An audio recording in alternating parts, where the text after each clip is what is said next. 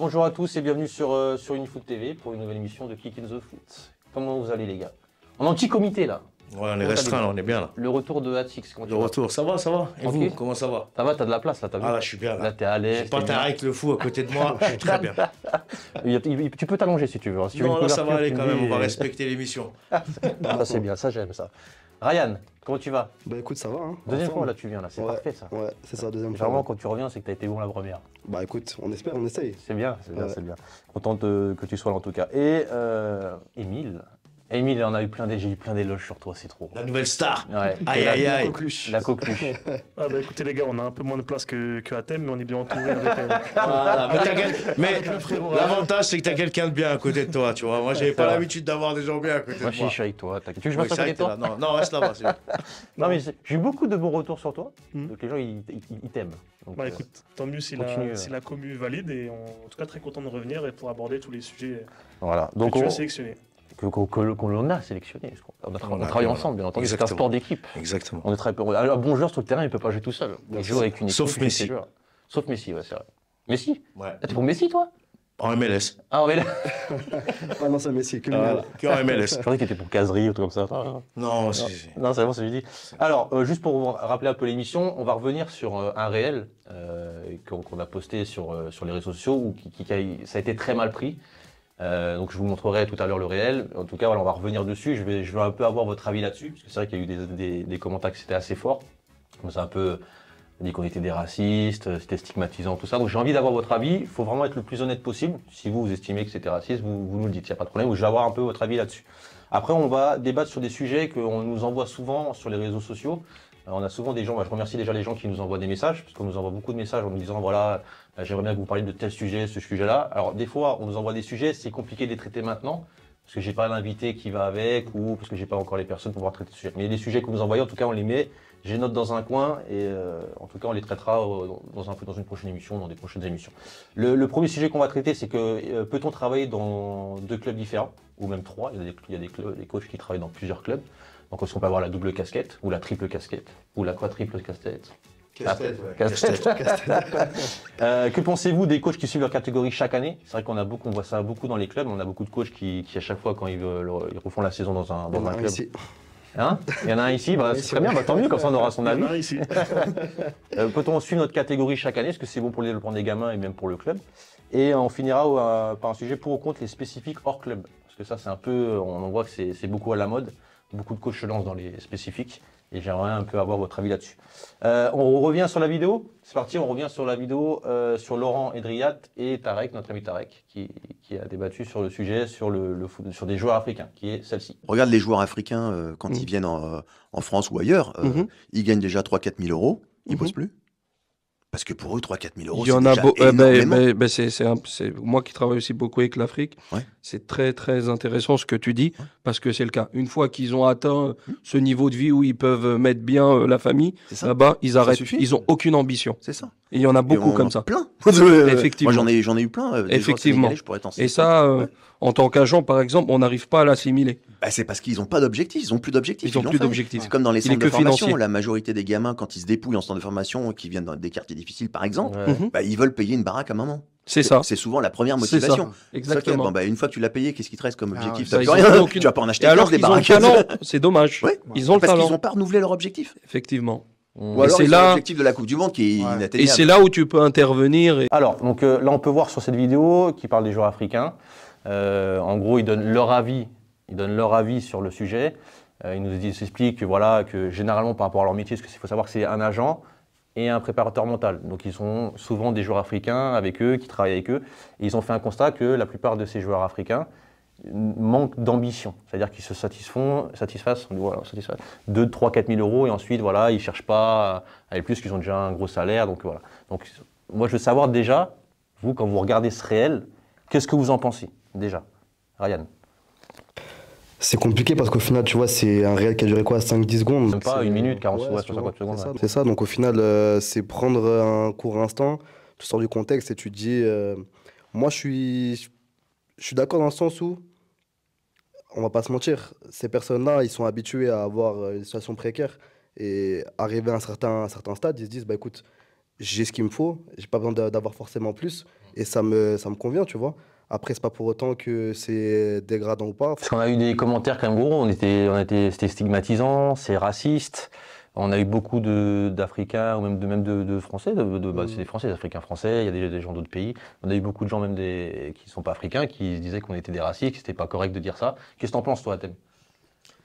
Bah écoute, moi j'ai envie de te dire, quand on parle d'Africains, il faut bien prendre en considération qu'on parle de toute la nation Afrique, c'est-à-dire du nord de l'Afrique jusqu'à la pointe sud de l'Afrique. Malheureusement, ce constat-là, malgré qu'il peut paraître péjoratif, stigmatisant, parfois même peut-être entre guillemets raciste sur les bords, bah, c'est malheureusement la réalité. C'est-à-dire qu'aujourd'hui, beaucoup de joueurs issus du continent africain parfois ne sortent même pas d'Afrique. C'est-à-dire que lorsqu'ils vont atteindre, par exemple, je peux donner un exemple concret d'un joueur africain qui était venu jouer à l'Espérance de Tunis, qui avait vraiment des capacités exceptionnelles. C'est-à-dire que c'est un joueur, je cite pas de nom, mais c'est un joueur qui avait des capacités et qui était même déjà ciblé par des équipes d'Europe, etc., etc. Msekni est parti au Qatar, mais donc ça va pas être lui. C'est vraiment un joueur subsaharien d'origine sénégalaise qui était venu en Tunisie, qui aurait pu aller plus loin, mais qui s'est contenté de ça. Pourquoi? Parce qu'en Tunisie, il a trouvé un équilibre de vie, il a trouvé un lieu dans lequel il arrivait peut-être humainement et familialement à s'intégrer, et il avait 20 000 dinars. 20 000 dinars en Europe, ça fait, on divise par 3 à peu près, on va dire qu'on est dans les 5, 6 000 euros à peu près. 6 000 euros en France, pour un joueur de football, on est sur quelque chose de plutôt bas. Il y en a qui touchent moins que 6 000 euros en France. Hein. Oui, voilà. Mais pour un club comme l'Espérance de Tunis, si tu prends l'équivalent en Europe, les salaires sont beaucoup plus hauts. D'accord? Lui, il s'est contenté de ça. Pourquoi? Parce qu'en Tunisie, avec cette somme-là, il vivait très bien. Donc, au final, il a passé toute sa grande partie de carrière en Tunisie sans vouloir aller ailleurs. Donc, je pense que c'est surtout sur ça où le Real est appuyé, c'est que dès lors où ils trouvent aussi leur confort, et ils ne vont pas aller effectivement performer pour aller chercher plus haut. Donc, on va avoir des profils qui ne sont pas carriéristes comme ces gens-là, et on va avoir d'autres qui sont carriéristes, qui vont vouloir aller plus haut. Parce qu'on nous sortait souvent, oui, mais vous oubliez, il y a les Drogba, il y a les ceci, il y a ceux qui sortent vraiment les... Voilà. Il y a Drogba, il y a Okocha, il y a Fadjiga, on en connaît plein, Kanou, il y en a beaucoup. C'est vrai. Mais ce qu'il faut comprendre, c'est qu'il y en a beaucoup aussi qui se contentent du minimum. C'est ça aussi, voilà, c'est ça. Émile.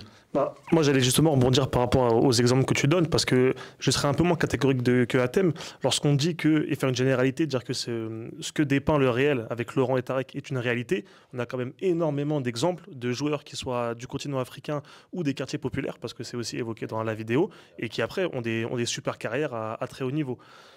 Ce qui moi, je le dis en toute transparence, m'a heurté, pas choqué, m'a heurté dans le réel, c'est que les termes sont assez crus. Les termes sont assez crus, ce qui fait que sur un premier visionnage, tu peux être justement heurté. On entend qu'il n'y a aucun objectif, on entend qu'il n'y a pas forcément d'ambition. Mais après, si on recontextualise, moi qui connais par exemple très bien Laurent, un peu moins Tarek, c'est deux hommes qui travaillent dans le football. Laurent, préparateur mental, il y a la notion d'objectif qui est super intéressante. Bien sûr. Et c'est vrai que pourquoi est-ce qu'on admire les plus grandes stars comme Ronaldo, comme Messi, etc., comme Drogba que tu as cité avant? C'est parce qu'eux, ils ont été capables, tout au long de leur carrière, de renouveler leur objectif et toujours aller plus loin. Mais quand tu sors d'une extrême pauvreté, d'une extrême précarité, et que tu atteins déjà un niveau où tu peux mettre à l'abri les tiens, etc., il faut une force mentale supérieure aux autres pour te remobiliser et aller encore plus loin. Donc en fait, je trouve le constat, il dépeint une partie qui existe de ces joueurs-là, mais au final, je ne le trouve pas particulièrement, particulièrement négatif. C'est dire qu'ils partent de tellement loin qu'ils prennent l'exemple de payer une maison à sa mère, etc. C'est déjà une forme d'accomplissement qui fait que parfois, ils n'ont pas cette envie d'aller encore plus loin. C'est pour ça que je disais que le joueur qui parfois atteint un palier supérieur à ce qu'il était, on sait qu'il a les capacités d'atteindre plus, mais ce palier-là lui permet déjà de mettre tellement à l'abri ses proches qu'il se contente de ça parce qu'il s'assure quelque chose. C'est ça le message à la base. C'est vrai que... Mais voilà, justement, dans le fameux réel, le message, c'était surtout dans ce sens-là. C'est vrai que le réel, dans la coupure, dans l'utilisation du réel, on n'a pas le reste de la discussion. Il faut regarder l'émission au complet. Pourquoi on est arrivé à cette discussion-là. Et je rejoins aussi Émile sur ce qu'il disait. On a des carriéristes. C'est ce que je disais aussi juste avant. Il y a des joueurs qui sont carriéristes, des Africains ou autres. Et c'est pour ça que le problème qu'on va avoir pourquoi on parle beaucoup des Africains? C'est parce que aussi l'exode footballistique qu'on a, elle est plus importante venue d'Afrique que, on va dire, des pays latins ou des pays d'Asie ou autres. Donc c'est normal qu'on a un constat plus méchant parce qu'on connaît la capacité de notre continent, on sait la qualité de nos joueurs, mais on connaît tous aussi le côté un peu à baba cool, tranquille de chez nous. On l'a tous et c'est réel. Par contre, un dernier truc sur les joueurs on va dire d'origine étrangère qui sont en France, ce que disaient les jeunes de quartier. Là, par contre, je suis moins d'accord. Je pense que les joueurs de quartier qui sont en France et qui ont grandi en France ont tous l'ambition de viser très haut. D'accord, ok. Vous êtes, pour moi, ça, c'est indéniable. Si, forcément. Si, je suis d'accord avec lui. Franchement, la vérité, est-ce que ce débat, il serait posé si on aurait parlé des Latinos ou des Asiatiques? C'est ça, en fait. Là, vu qu'on parle d'Africains, ça a fait un petit peu débat, ça fait un petit peu clash. On aurait parlé de joueurs de quartier populaire ou d'Européens. Peut-être même pas qu'on aurait parlé, ça aurait été différent, tu vois. C'est ça, c'est là on s'attaque à deux sujets polémiques qui sont les jeunes issus de l'immigration première, deuxième, etc. génération et le footballeur africain. Mais effectivement, si on parle d'un Brésilien qui sort des favelas, ça, en fait, qui met à l'abri toute sa famille, on ne se pose pas la question de il n'a pas d'ambition, il ne veut pas aller jouer en Europe, il se contente de son petit salaire. C'est vrai. En tout cas, après, Montarek, lui, ils ont donné leur avis. Il travaille quand même avec des joueurs africains. La plupart des joueurs qui travaillent. 90%, je crois, de ce qu'a Tarek en tant qu'agent, il connaît très bien l'Afrique, que ce soit au niveau. Enfin, il a des sélectionneurs jusqu'à des joueurs. Donc, il connaît quand même. Donc, lui, il a fait un constat. Voilà. Il fait un constat, il donne son avis, mais après, voilà. C'est pas une critique, c'est un constat. C'est ça qu'il faut que les gens comprennent aussi. Et Laurent Edriat, alors lui, il a aussi il s'occupe de plein de joueurs. Et surtout, c'est un constat et c'est pas une généralité. Exactement. Parce que ce qui serait stigmatisant, ça serait d'en faire une généralité. Dire que tous les Africains sont comme ça, là, on ne serait pas d'accord. En tout cas, voilà, c'est un extrait qui est tiré d'une émission. Donc, j'invite déjà ceux qui ont regardé l'émission, parce que vraiment déjà qu'on a traité plusieurs sujets. Puis là, c'est juste un réel que j'ai sorti comme ça. En tout cas, voilà, il y a pas de. Le but, c'était pas de faire du racisme ou stigmatiser une communauté. Surtout pas nous. En tout cas, ouais, voilà.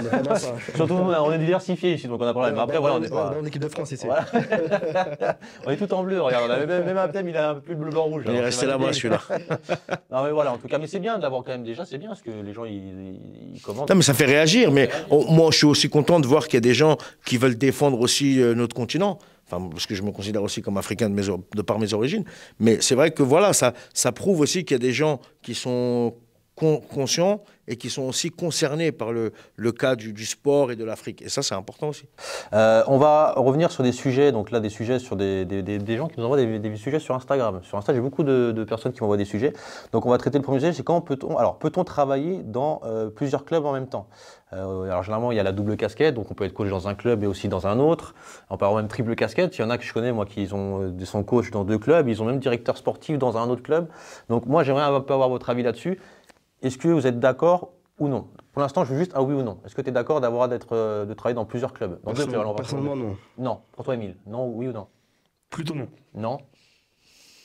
Le problème, c'est que j'allais dire non. Bah, si c'est que des noms, après vous... Mais là, oui, pour moi, c'est problématique. C'est problématique, alors explique-nous pourquoi c'est déjà, c'est problématique parce que généralement, quand tu t'intègres et quand tu t'investis dans un club, tu dois aussi t'imprégner de la philosophie du club, tu dois aussi t'imprégner de ce que demande aussi ce club, etc.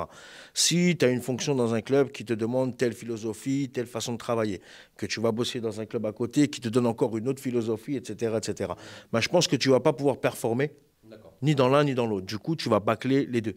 Que si tu es un éducateur ou un entraîneur qui se focalise sur son projet et sur le projet du club, je pense qu'on va être sur quelque chose de plus consciencieux et on va avoir des résultats beaucoup plus intéressants.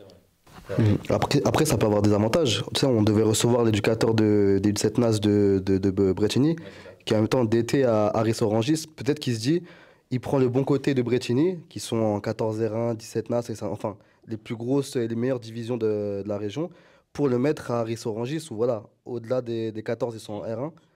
Ouais, en U16, ils sont en D1, en D8, ils sont en D1. Donc en fait, peut-être qu'il se dit, écoute, de ce club-là, je vais prendre le bon et je vais l'amener dans ce club où je suis d'été, quoi. Donc, c'est vrai que généralement, après, on en parle, on est tous éducateurs, donc on a beaucoup d'amis éducateurs, on en parle, et généralement, c'est vrai que c'est mal vu. Il y a même des clubs qui n'acceptent pas ça. C'est-à-dire que si tu travailles dans un autre club, tu peux pas. Ça m'est arrivé, des fois, je devais travailler dans 2 clubs.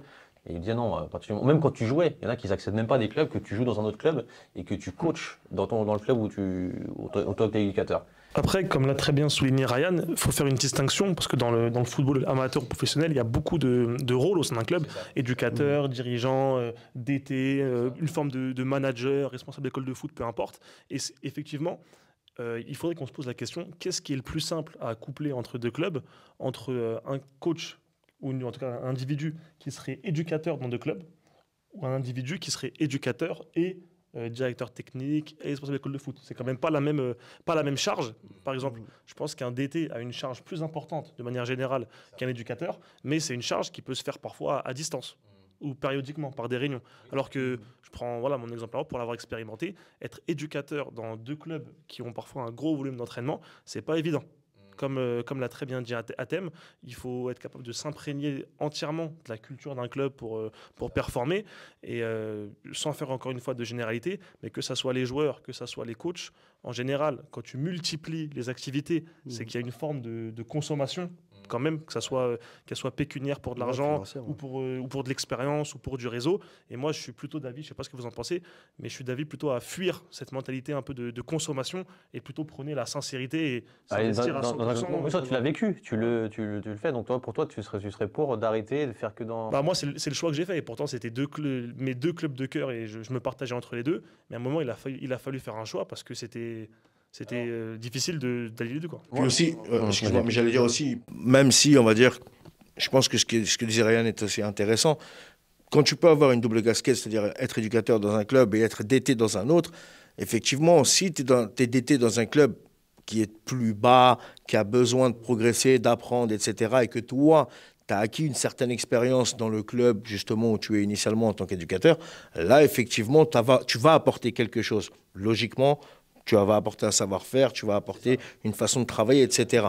Maintenant, il ne faut pas non plus faire des copier-coller, puisque voilà, chaque club a besoin d'avoir son identité. Pour moi, on ne peut pas venir et généraliser le football en Ile-de-France, il faut que ce soit comme ci ou comme ça.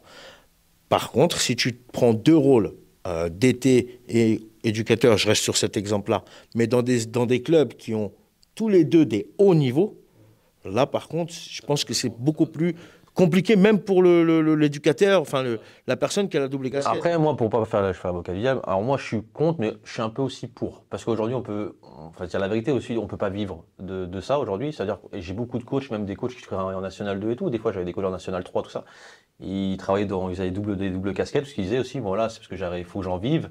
Donc, je suis obligé d'aller travailler là, je prends 300 € là, 400 € là, 800 là. Et en fait, ça me permettait de faire un salaire. Parce qu'aujourd'hui, en tant qu'éducateur, en tant que coach, on est des diplômés, on a des BMF, des BE, et on ne vit pas de notre passion. Attends, Ryan, ouais, après, tu parles de l'aspect financier, mais si on parle un peu vraiment au rôle d'éducateur, il y a tout ce qu'on fait sur le terrain, mais tout ce qu'on sait en dehors, tu vois. La préparation, les séances, le planning. Mais regarde comment tu es payé aussi. Aujourd'hui, quand tu prends le temps de travail sur une équipe déjà, on est sous-payé. Si je parle de mon cas personnel, tu vois, je suis avec les U10 à Épinay, je suis investi à 100%. Que ce soit dans les séances ou tout ce qu'il y a autour, et je sais que je pourrais pas faire ça la même chose ailleurs, tu vois. C'est ça. Après, on revient sur ce que dit Emile. À partir du moment où tu parles de salaire et que le mec il va à gauche à droite, on est sur de la conso. On n'est plus sur de l'investissement sportif, on n'est plus là pour apporter, quoi, en fait. La consommation, elle est obligée, comme le dit Shems, pour simplement en vivre. Mais ces mêmes coachs que tu cites comme coach en National 2, National 3, si on leur demande, eux-mêmes, ils admettront que c'est pas optimal, que s'ils pouvaient tout faire au sein d'une même structure, ils le feraient. Donc pour moi, oui, c'est possible. Alors, il n'y en a pas énormément sur le 3, je vais peut-être abuser, oui, voilà, plus en dessous, les catégories en dessous, voilà. On peut quand même vivre bien, oui, voilà ça. Au niveau national, oui, je pense qu'aujourd'hui, tu peux... On va pas non plus victimiser. Après, moi, j'en connaissais quelques-uns qui étaient plus adjoints ou qui étaient dans des groupes de national 1-1 ou même 2, qui en même temps, étaient adjoints, mais ils prenaient aussi ailleurs, ils pouvaient pocher le maximum d'argent. En tout cas, on peut en vivre, on peut même bien en vivre pour certains. Mais en tout cas, c'est sûr que c'est pas optimal. Mais après, moi, je me dis, je coach dans deux clubs. Il y a le sentiment d'appartenance un peu, tu te dis, t'as envie de défendre un peu ton club, je sais pas, c'est compliqué. Ouais. Après, tu vas avoir des restrictions. Un samedi sur deux, un coup, tu as une veste rouge, un coup, tu as une veste noire. Et peut-être que tes clubs, après, parce que c'est généralement un club dans les secteurs, peut-être qu'après, ils se rencontrent. Alors, ça doit être très compliqué. Moi, je ne l'ai jamais fait, tu vois, mais après, est-ce que ça peut peut-être être compliqué? Après, si je prends l'exemple de deux clubs qui sont en partenariat, tu vois, donc en fait, il y a le Red Star et l'Ilsani qui sont en partenariat, et ça fait qu'au final, il y a des éducateurs de l'Ilsani, entre guillemets, les bons éducateurs qui sont au Red Star, Et il y a une passerelle entre les deux pour, entre guillemets, mettre les meilleurs joueurs d'Ilsani au Red Star. Et ça fait qu'au final, ils sont éducateurs et au Red Star et à l'Ilsani. Et ils me disent que même si ils sont au Red Star dans un club reconnu au sein de l'Île-de-France et national, ils sont toujours affiliés et ils ont toujours le fait qu'à Ilsani, ils ont leurs habitudes. Les joueurs le connaissent depuis pas mal d'années. Mais ça, ils vous le disent en off, ils vous disent pas. Après, moi j'ai une question. Dans le cas que tu donnes là, par exemple, là sur le Red Star, est-ce que le Red Star aussi, le fait d'avoir repris entre guillemets la tutelle de l'île Saint-Denis, est-ce qu'ils imposent pas justement leur politique sportive à eux, leur façon de travailler eux, et ils essaient pas de la... Mais est-ce que c'est pas Île Saint-Denis futsal déjà? Non, c'est l'île Saint-Denis. Île Saint-Denis football. Si, forcément. Après, je pense que ça, c'est sûr. Tu sais, on va pas se. Donc c'est plus pratique. Tu vois ce que je veux dire? C'est-à-dire que dans ton exemple à toi, en fait, c'est pas comme si tu allais dans deux clubs différents réellement. En fait, c'est entre guillemets une filiale. C'est comme si c'était un sous-traitant. Voilà, l'île Saint-Denis, c'est un sous-traitant. Il y a des bons joueurs, on les prend, on les ramène au Red Star. Les joueurs du Red Star qui sont un peu moyens, on les met à l'île Saint-Denis. C'est ça. Un peu, c'est ce qu'ils font. Donc, Tu vois? Mais est-ce qu'au final, est-ce que c'est positif comme politique, ça-là? Enfin, pour moi, je trouve que non. Je trouve que c'est dénigrant pour l'île Saint-Denis, par exemple, de se voir prendre tous les meilleurs joueurs parce que c'est Red Star et de se retrouver avec peut-être un vivier moins mais après, si le club, peut-être qu'ils ont discuté. Après, il y a des accords. Peut-être qu'il y a des accords, peut-être qu'ils disent qu'ils sont OK. Oui, ils sont d'accord. Moi, je parlais par rapport aux joueurs éducateurs, mais je pense qu'il y a d'autres accords financiers ou. Bien sûr, pas que ça, hein, tu vois. Mais c'est vrai que il me disait que Marie, qui soit Red Star avec un club beaucoup plus structuré, il préfère l'île Saint-Denis parce que. Je sais pas, c'est des choses. C'est leur club tête de cœur, c'est leur. Ouais, et de toute façon, il y a le même problème qui se pose lors des fusions, par exemple. Quand tu as 2-3 clubs d'une même ville qui fusionnent, qui du coup créent une entité qui est plus forte, et en venant de telle partie de la fusion, telle pas de la fusion, il y a encore des... On peut en parler, hein. Il y a eu le cas, même dans le monde pro, d'Evian Tonon Gaillard, qui, dès qu'ils ont fusionné, ça a éclaté. Il y a eu Rouen-Quevilly, qui a eu énormément de mal aussi au départ à se mettre en route. Mais maintenant, oui, mais je veux dire, ça, c'est quand même quelque chose de très compliqué. Comme tu dis, quand tu as une équipe qui a un effectif qui est reconnu plus élevé, qui se mélange avec un club qui est un peu moins huppé, etc., c'est très compliqué. Alors, pour rester sur... Voilà, après, moi, je donne mon avis. Après, moi, je pense que généralement, c'est un souci financier. Ceux qui ont les doubles casquettes, je pense que c'est plus parce qu'ils cherchent à avoir un maximum d'argent. On va se le cacher, ils veulent en vivre. Tout le monde rêve de vivre que du foot, on va pas se le cacher. Et le réseau. Moi, je mettrais quand même un point sur le réseau dans le sens où tu t'inscris dans le projet de 2 clubs différents. Tu multiplies quand même les interactions, tu multiplies les touches, tu multiplies. D'accord. Voilà. C'est d'accord, complètement. Moi, c'était vraiment le choix du cœur pour le coup. C'était le club dans lequel j'avais évolué en tant que joueur football et le club dans lequel j'avais évolué en tant que joueur futsal. Mais je le sais qu'il y a beaucoup de coachs qui ont cette optique-là. En gros, je me sème un petit peu partout. Et le club qui prend, la connexion qui prend, je la suis, quoi. Regarde, je vais rebondir sur ce qu'il dit. Par exemple, l'US Torcy a fait un partenariat avec le Paris Saint-Germain. D'accord. On a quand même aujourd'hui des éducateurs qui étaient à l'US Torcy, qui sont partis au qui PSG. aujourd'hui sont au Paris Saint-Germain. Comme Eric Laclé. On a des joueurs comme Eric Laclé, comme Nicolas Damon, comme d'autres. Partenariat qui est plus viable, si je dis pas de bêtises. Je crois que ça c'est là, ça s'est arrêté. Après, mais ils ne travaillent pas dans les 2 clubs en même temps, si. En fait, à partir du moment où tu as une licence fédérale au Paris Saint-Germain, ils ne t'autorisent pas à avoir une licence à l'US Torcy. Mais ils sont toujours, exactement, ils ont pris quand même des licences dirigeants. Il y en a qui ont des licences dirigeants. C'est-à-dire qu'ils sont éducateurs au Paris Saint-Germain et dirigeants à l'US Torcy, par exemple. D'accord, ok. Ouais, c'est vrai que j'aimerais bien le vivre pour voir un peu. Après, c'est que mon avis. Je pense qu'après, quoi qu'il arrive, c'est les clubs qui ont le dernier mot là-dessus. On ne va pas dire que c'est comme ça, c'est comme si. On va pas donner des bonnes leçons. Mais à partir du moment que les clubs sont en accord, sauf si tu le caches. Moi, par exemple, j'arrive, je dis écoute, je coach aussi à Torcy et puis à Paris-Casa.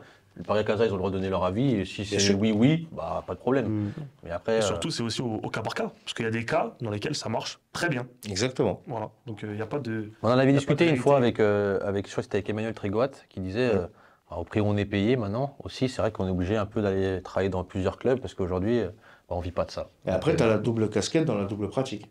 Aussi. C'est encore autre chose. C'est ça. Oui, c'est vrai. Tu vas avoir des gens qui vont avoir une casquette dans le football et une autre casquette dans le futsal. Mais c'est bien, on va voir un peu ceux qui gèrent. Je serais bien d'avoir en commentaire ceux qui sont présidents de club ou ceux qui sont dans les bureaux, ce qu'ils en pensent, de mettre en commentaire ce qu'ils en pensent. Ça, on verra un peu. Mais je pense que moi, ce débat-là, c'est plus les clubs qui doivent donner leur avis et qui plus un avis club voilà. que.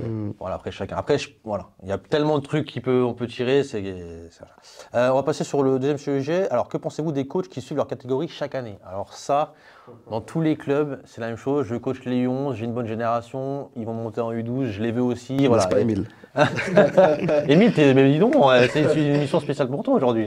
En fait, je vais commencer Vas-y, ouais. à aborder ce sujet-là.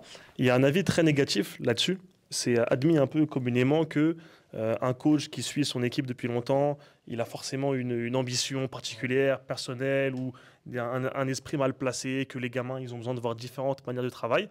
Je vais le dire, de manière générale, je suis d'accord avec ça, mais j'estime qu'il y a quand même des exceptions. Pour moi, la toute première, c'est lorsque c'est un jeune coach. Parce qu'on dit que les joueurs, notamment les jeunes joueurs, ils ont besoin de différentes méthodologies pour progresser. Mais ça marche que si ton coach, il ne progresse pas. Si le joueur progresse, mais qu'en même temps que le joueur progresse, son coach, qui est jeune coach, progresse également, en fait, la courbe elle peut être exponentielle et ne pas freiner la progression du joueur. Le deuxième cas, c'est si le club porte un projet particulier et qu'il a un vrai besoin de stabilité. Moi, je vais prendre mon cas à moi. Effectivement, je suis mon équipe depuis un moment. J'ai commencé à les suivre en U7 et là, on va démarrer la saison U11. Ah, c'est tes enfants, là, c'est plus tes Non, joueurs. c'est tes enfants. Non, c'est dit, c'est tes enfants, c'est même plus tes joueurs. Exactement. Ouais, c'est mes enfants carrément. T'imagines, toi? Mais le projet, beau, en fait, il change. Ça a commencé sur uniquement du futsal, après sur du futsal, du football. Puis là, on est en train d'introduire une forme de sport-études, arrivé au collège. Donc, il y a tout un projet club qui demande de la stabilité. Et parfois, ça peut être difficile de changer l'éducateur en cours de route. Donc, si l'éducateur, il t'assure le fait d'avoir une continuité dans le travail, ça peut être intéressant. Mais J'aurai l'avis de Ryan juste après. une seconde avant Ryan. Moi, en tant que responsable académique quand même, dans mon club, ce que je préconise, c'est de manière générale, sur un cas classique, 2 ans maximum. Bah écoute, moi ça m'arrive, mais c'est particulier. Tu vois, comme je t'avais expliqué, j'avais commencé en U8 à Épinay et c'est l'année du Covid. Donc en mars, ça s'arrête. Je continue avec eux en U9 parce que bon, je me dis, je vais pas arrêter comme ça. Après U9, le couvre-feu, l'époque du couvre-feu où on ne pouvait pas faire séance après 17h. Donc en fait, je me suis dit, sur 2 ans, j'ai quasiment fait même pas 1 an avec eux. Donc j'ai fait en soi une 3e année avec eux pour avoir une année complète. Mais voilà, c'était quand même 3 ans. Et au bout des 3 ans, je me suis dit, moi j'ai progressé avec eux justement en tant qu'éducateur parce que j'ai commencé avec eux, c'était ma première équipe. Eux, j'estime qu'ils ont quand même appris de moi et progressé également. Quand il a commencé, là, il n'y a pas de barbe. Mais il avait des cheveux. Il a perdu les cheveux et ils sont descendus en bas. Ça remonte, il a commencé. Ça va vite, hein? Ah, c'est l'effet Covid, ça. Voilà, c'est l'effet Covid. Donc, ouais, c'était particulier, tu vois, avec le Covid, etc.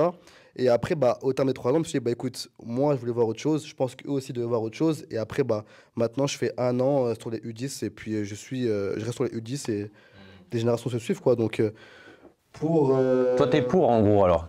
Pas forcément, parce que sur pas le Covid, j'aurais fait, je pense, 1 an, 2 ans maximum avec eux. Là, voilà, à Épinay, comme à Torcy, comme à Paracasa, on a la chance d'avoir des générations de qualité qui se suivent. Voilà, si je prends exemple d'Épinay personnellement, 2011, 2012, 2013, enfin... Donc en fait, on n'a pas en soi la possibilité et l'envie de forcément les suivre parce qu'on sait que l'éducateur qui sera en U11, lui aussi, il va bosser comme il se doit. En U12, pareil. En U13, pareil. Et je pense que ceux qui font ça, ils se disent, l'éducateur des U11 qui est au-dessus, peut-être qu'il n'a pas mon niveau ou mes compétences. Donc ils se disent, bon, pour pas que cette génération elle se flingue, je vais la suivre. Et c'est ce qui se passe à... Bon, j'ai pas cité des clubs, mais voilà, je connais des clubs où il y a un coach, ça fait 5, 6 ans, 7 ans qui sont avec eux. Donc moi, je suis pas forcément pour. Le problème dans ça, c'est qu'aussi, le souci, c'est que les enfants, la plupart du temps, même les parents, parce que c'est des parents qui aiment bien aussi l'éducateur, c'est-à-dire qu'en fait, à partir du moment qu'ils sont dans un confort, ils veulent rester dans ce confort-là. C'est-à-dire que voilà, ils aiment bien le coach, ils voient que le coach travaille bien, ils écoutent aussi un peu les parents, aussi le coach des fois il dit moi je suis le meilleur, donc voilà, au-dessus l'année prochaine ça va être compliqué, ils aiment bien un peu se sentir valorisés, donc ils ont tendance un petit peu à...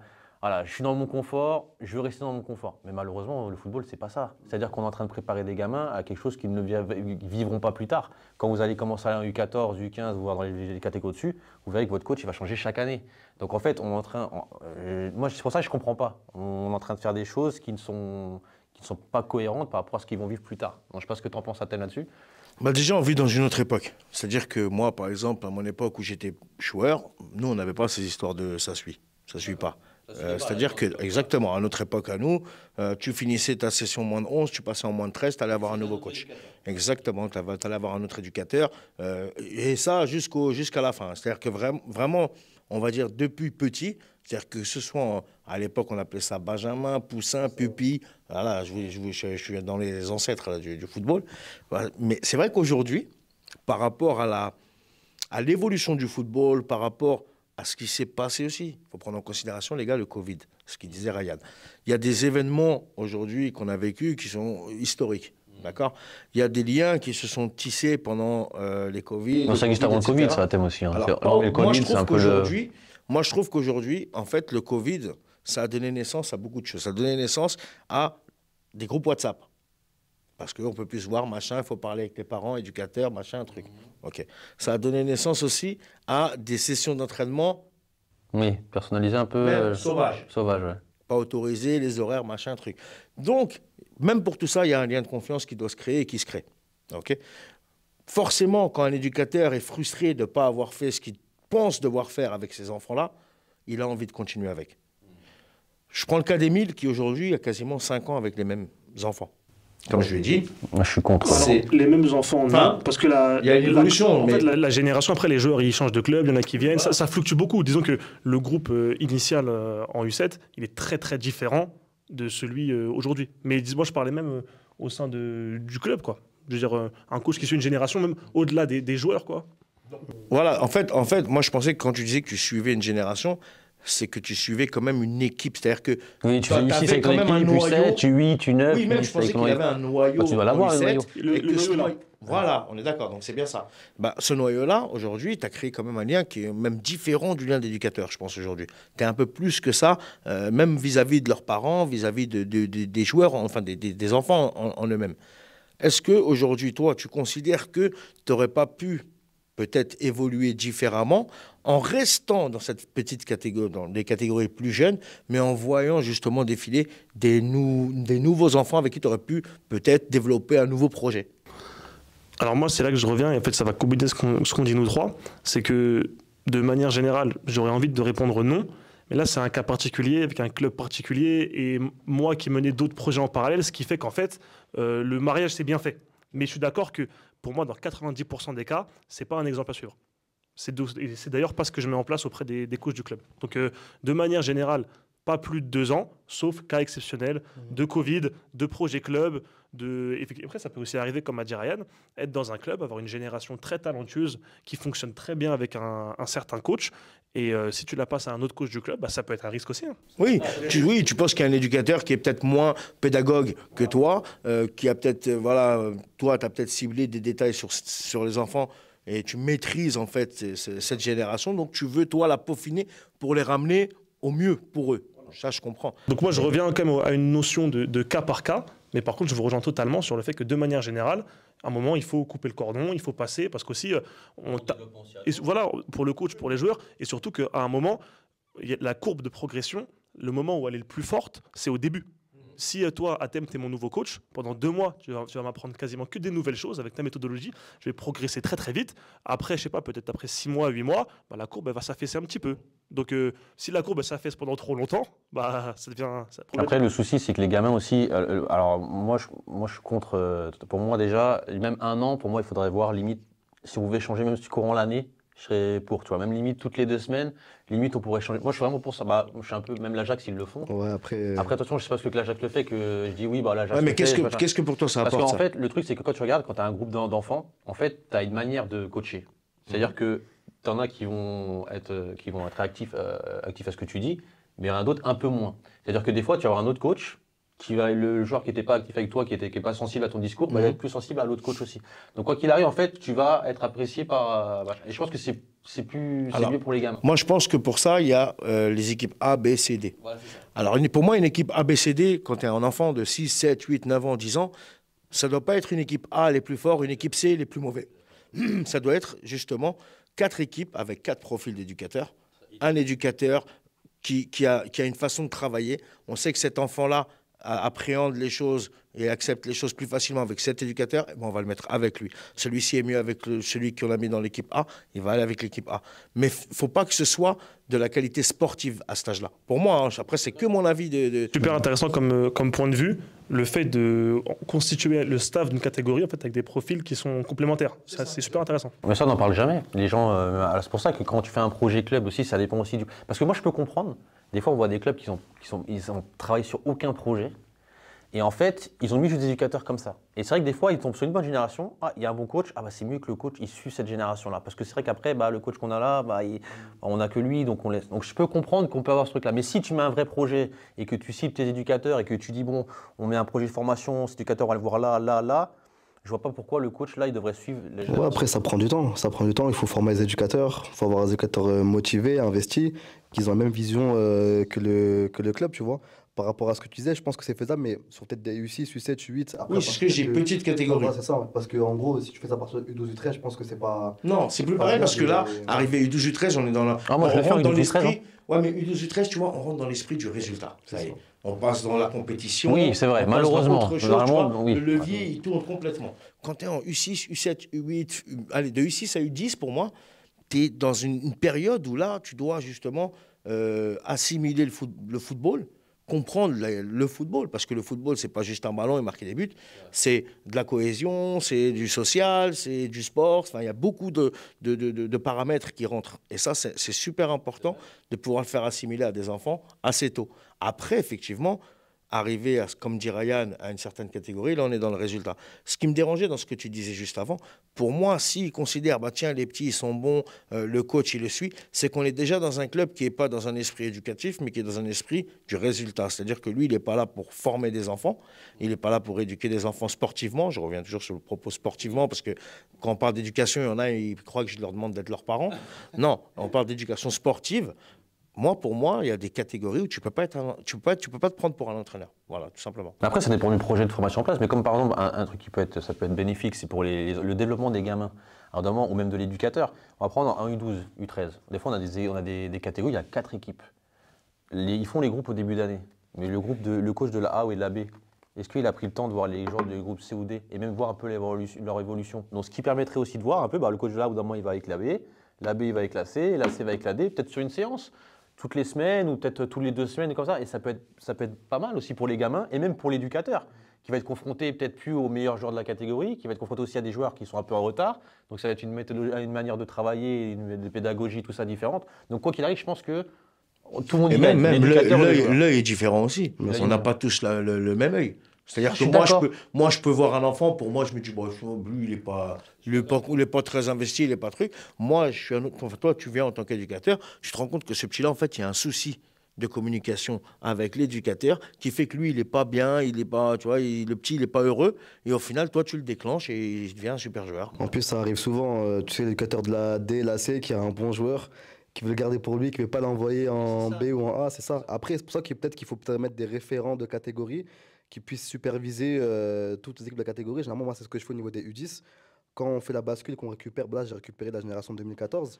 Ce que j'ai fait, c'est que je suis parti voir pendant 2-3 semaines les séances de toutes les 2014. Donc ça veut dire que soit le groupe entre guillemets A, groupe B, et c'est ce que je suis parti faire parce qu'au final, j'ai vu des joueurs qui étaient entre guillemets en équipe à venir, qui n'avaient rien à faire ici. Donc qui sont montés parce que je me suis dit qu'avec du travail, bien sûr, forcément, ça pourrait être des joueurs intéressants. Donc tout dépend, comme tu disais, par rapport au projet que tu veux mettre en place, tu vois. Maintenant, et à partir du moment que ton projet il est fort et il est établi, mais ton projet de formation, moi je parle du projet surtout de formation, tu as le projet de club avec plein de trucs, mais si tu as un projet de formation et que tu sais où tu veux aller, automatiquement, tu peux faire des bascules comme tu veux. Parce que tu sais, l'éducateur là, il a quelle qualité, tu sais ça et tu sais ce qui est bon. Tu fais une analyse du groupe, tu essaies de voir les problématiques des gamins, les points positifs, les points négatifs, et tu sais comment travailler. Donc en fait, malheureusement, la plupart des clubs... Mais aujourd'hui, tu as beaucoup de clubs qui commencent. Ça commence seulement, mais tu as beaucoup de clubs aujourd'hui qui mettent en place ce qu'on appelle des coordinateurs.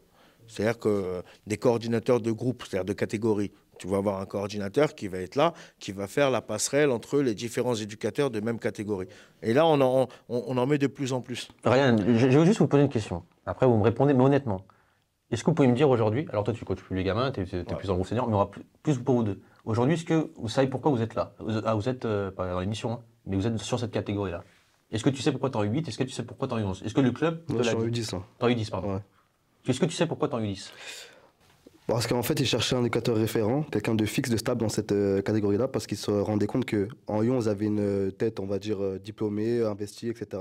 U12 pareil, U13 pareil, et en U10, c'était assez fluctuant. Il y avait un coach qui était là, et après, il partait, donc il voulait quelqu'un de fixe, de stable. Et vu que je suis monté avec les U10, avec les 2012 en U10, j'ai fait une bonne saison avec eux, d'un point de vue investissement, d'un point de vue progression, tout simplement au niveau des joueurs. Ils s'étaient épanouis, donc ils m'ont dit, bah écoute, on te laisse sur cette catégorie-là, parce que tu as fait du bon travail. Et, Donc en fait, tu sais pourquoi ils savaient les qualités que tu as, ils savent le projet que tu dois faire. Après, ils te connaissaient peut-être déjà. Après, ils me connaissaient en tant que joueur. Parce Ouais, que voilà. j'ai commencé avec eux Ça. en tant que service civique, tu vois, en U8 avec le Covid, etc. Et ils m'ont jamais vu sur l'année entière et complète. Mais je veux dire, ils te connaissaient humainement. Oui, bien sûr. bien Voilà, sûr. En fait, donc c'est ils ça. avaient déjà un ressenti, une confiance Ouais, que tu avais créé c'est avec ça. eux quand tu étais joueur. En fait, ce qui est ça qui m'embête, en fait, c'est qu'on parle toujours de ça. Tu vois, on parle jamais vraiment on fait du foot. Je sais pas, moi, je vais dans la boxe, des machins, dans de la formation de boxeur ou n'importe. Tu vois, bon, après, je peut-être pas la boxe, parce que je suis pas trop. J'aime la castagne, mais. Non, mais on sait pourquoi on met ces éducateurs, parce qu'on sait ses qualités.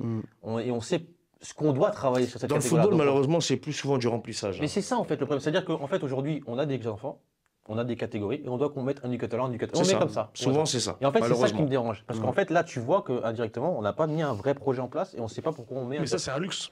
Il n'y a que les clubs les plus structurés, les plus en place, qui peuvent se permettre. Peut-être, oui, d'avoir aussi, ce bien sûr, choix-là. ça c'est sûr aussi. Ouais. Ça, c'est C'est-à-dire vrai. que parfois, tu arrives à ton organigramme, tu as 5 trous, tu es à 2 semaines de la reprise, Ah ouais. et Faut que tu malheureusement, combles, tu n'as plus le luxe de te poser ces questions-là. Je suis d'accord avec toi aussi sur ça. Mais aussi, on Après, pourrait. est-ce qu'il ne faut pas s'y prendre plus tôt? Parce que Aussi. les 5 trous à la rentrée. Ah, mais ça, Bien sûr, mais après, ça dépend. Il y a des très gros clubs, ils n'ont même pas à faire de recherche. Ah bah parce oui, qu'il y a c'est- une ils ont flexibilité au contraire. tellement forte que la plupart des éducateurs, ils Ils doivent postulent venir. même. Mais Ils ont oui. même ils moi, ce que j'ai refusent l'impression même maintenant déjà. pour être éducateur dans un club, c'est simple. Il faut juste être présentable, savoir parler et limite avoir Connaître être le foot mature un peu. et connaître un peu le foot et c'est bon, tu peux coacher. Tu vois ce que je veux dire ou pas? En fait, on parle jamais un peu, on met jamais en place. Moi, je mettrai un projet. Est-ce que tu es d'accord avec mon projet? Oui ou non? Oui, ok, d'accord. Donc ça, on attend là de toi sur cette catégorie-là, parce qu'après on sait qu'en U10, on va travailler comme ça, parce qu'en U11, après, ils vont travailler ça. En fait, pour moi, tu mets le projet club en place et ton projet de formation. Et tu fais ton recrutement d'éducateur en fonction de ton projet de formation. Aujourd'hui, alors je peux comprendre, c'est pour les clubs les plus structurés. Les moins structurés, c'est compliqué, parce que tu es obligé, voilà, tu n'as pas d'éducateur, tu prends, voilà. Dans un club structuré, je suis désolé, tu es obligé de prendre des éducateurs qui sont en lien avec ton projet de formation, Bien ton sûr. projet club. Évidemment. C'est logique et malheureusement on ne le voit pas. J'arrive pas et j'ai travaillé dans des gros clubs et malheureusement même moi on n'était même pas capable de me l'expliquer le projet club et le projet de formation qu'on mettait en place. On remplit, on met des éducateurs qui savent bien parler, qui savent gérer un groupe, qui savent faire des séances et basta. Après, tu sais, si tout en haut aussi, tu n'as pas quelqu'un qui est là par vocation, c'est compliqué, tu sais. Tout est rapport à l'argent. de toute Tu façon. as des présidents de clubs qui sont vraiment investis. C'est tu vois. Je pense même à des Mais c'est même pas au niveaux, président, c'est même- au directeur sportif. On met directeur sportif, pourquoi on met pas un projet en place? Tu as des présidents, ils n'ont même pas de directeur sportif, tellement ils sont investis, c'est eux-mêmes les directeurs sportifs. Ouais, c'est vrai. Et tu sens que le mec, il ramène un truc dans son club, tu vois. Oui, bien sûr. Il est là tous les week-ends, samedi, dimanche, il vient voir les enfants, il discute avec les parents. Tu vois, tu as des présidents comme ça, ça existe encore, il y en a encore. Très peu, mais il y en a encore. Et tu as le président qui est là, et qui bosse la semaine, et qui a des gosses, et qui n'a pas le temps de venir, et qui n'a pas le temps de s'occuper. Et automatiquement, lui, son but, c'est quoi? Je remplis. Comme ça aussi, je m'enlève une charge à chercher des éducateurs. Après, je verrai avec celui que je connais depuis plus longtemps, qu'est-ce qu'il pense de un tel et un tel. Ça marche maintenant beaucoup comme ça. Et c'est un peu la problématique.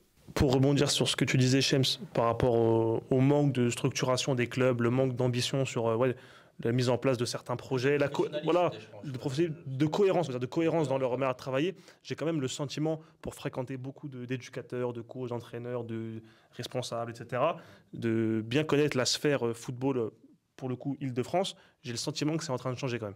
J'ai le sentiment qu'il y a une espèce de prise de conscience collective depuis quelques temps qui fait que de plus en plus, notamment sur la nouvelle génération, il y a cette ambition de structurer le foot francilien et de mettre en place des choses cohérentes. Tant mieux, parce qu'apraprès moi c'est pas quelque chose que je vois énormément, mais après tu t'as vu. C'est beaucoup en backstage, j'espère qu'on le verra d'ici quelques saisons, mais là je peux citer sans problème une dizaine de clubs où ça bosse bien. Ça bosse bien. Ça bosse bien. Oui, non, il y a des clubs aujourd'hui qui font du très bon boulot hein, en Ile-de-France ou même ailleurs, hein, parce qu'on parle beaucoup d'Ile-de-France, parce que on va dire c'est où on est et c'est ce qu'on connaît le mieux. Mais même aujourd'hui en province, moi je vois des très jeunes joueurs que je connais qui étaient ici en Ile-de-France, qui aujourd'hui créent un nouveau développement en province et qui sont satisfaits aussi des éducateurs qu'ils ont là-bas. Après, si on a un peu de recul, on réfléchit.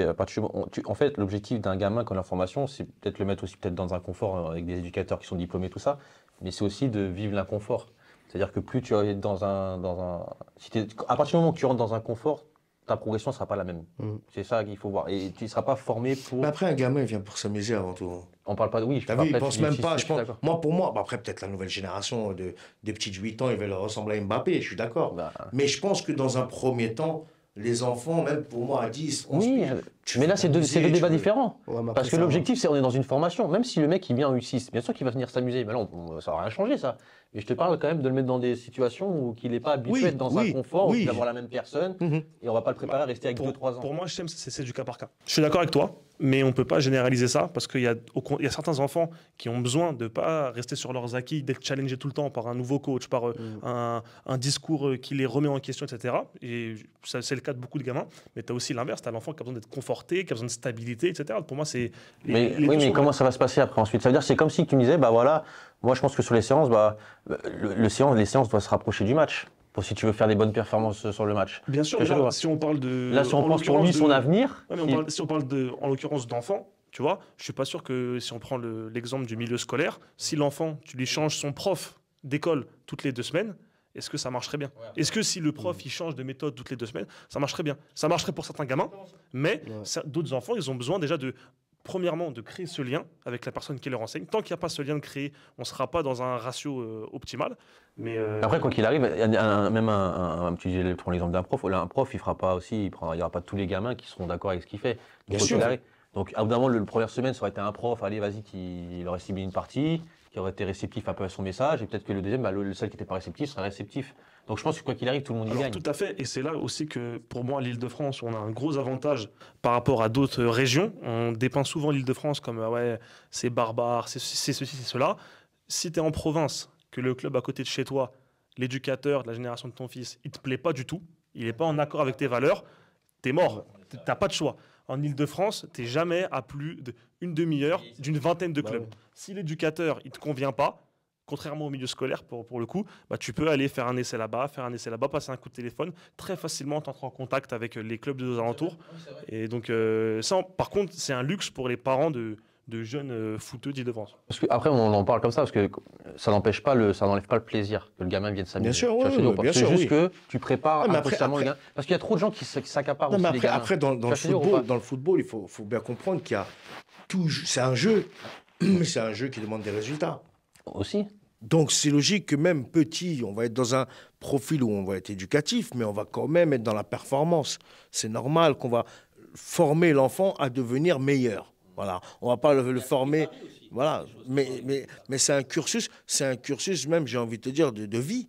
Quand tu es petite, c'est pas parler. Tu apprends à parler, tu apprends à écrire, tu apprends à marcher.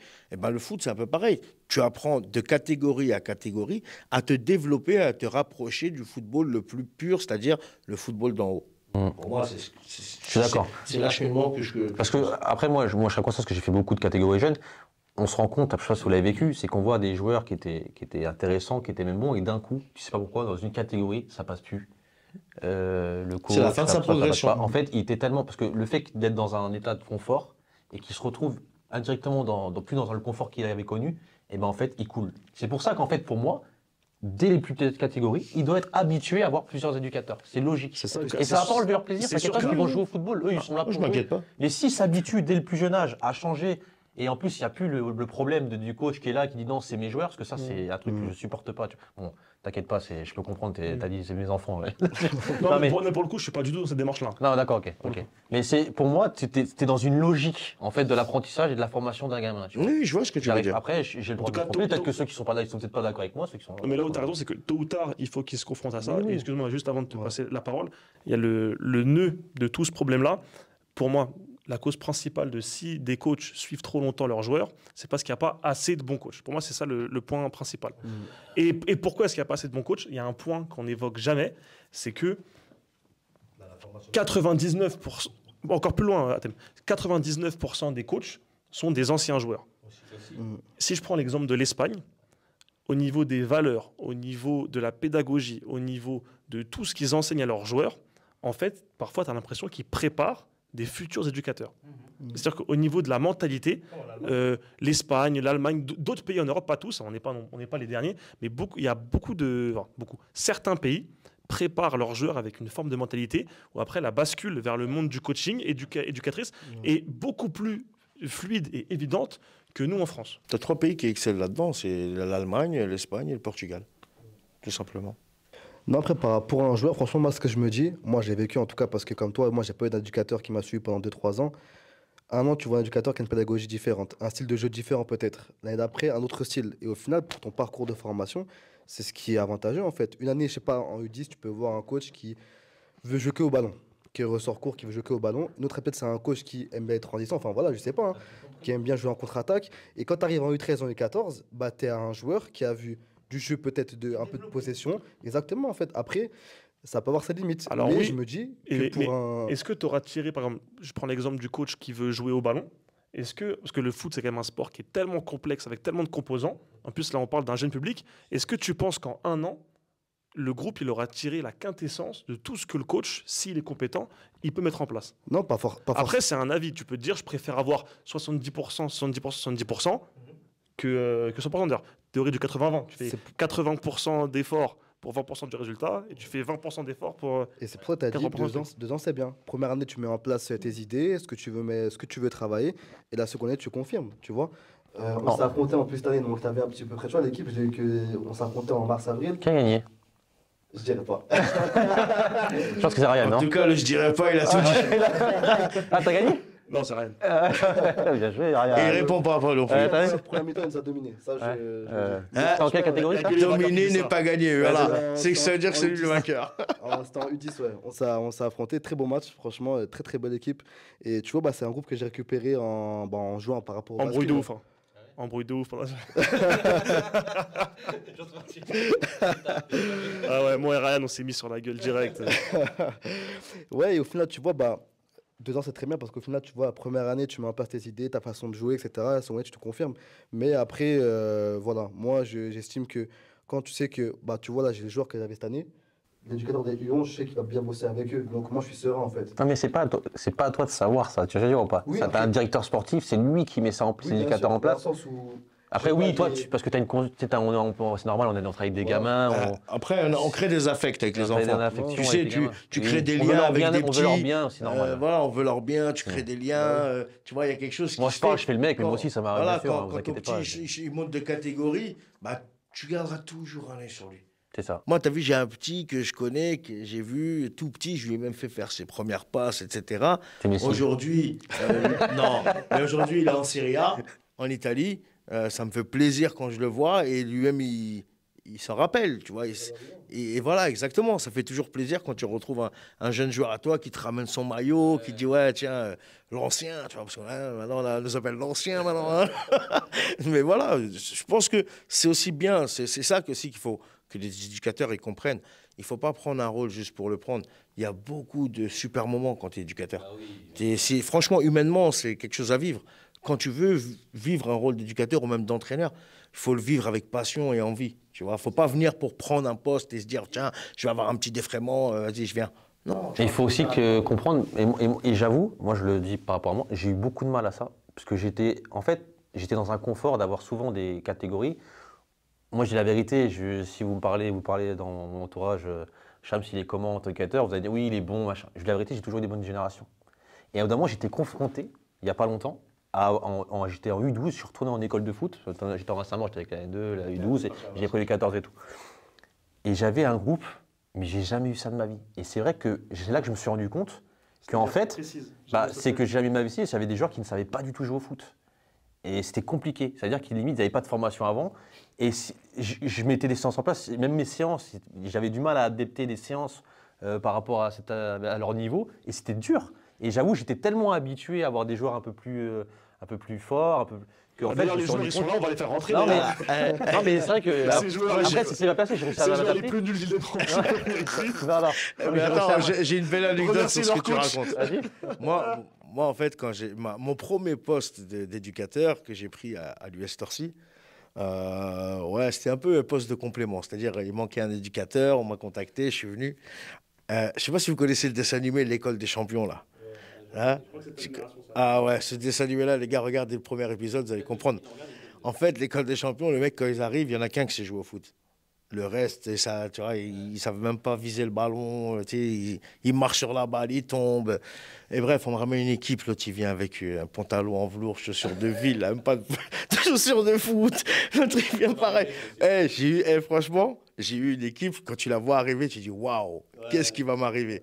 Et en fait, j'ai quand même fini à l'époque, et je m'en fous du résultat, mais pour te dire l'évolution et les apparences, on a fini en demi-finale de Coupe de Seine-et-Marne de cette époque-là. Et pourtant, j'ai commencé avec une génération qui ne savait, je ne savais même pas qui pouvait être goal, qui pouvait être joueur. Tu vois, parce que j'étais tous très fatigués.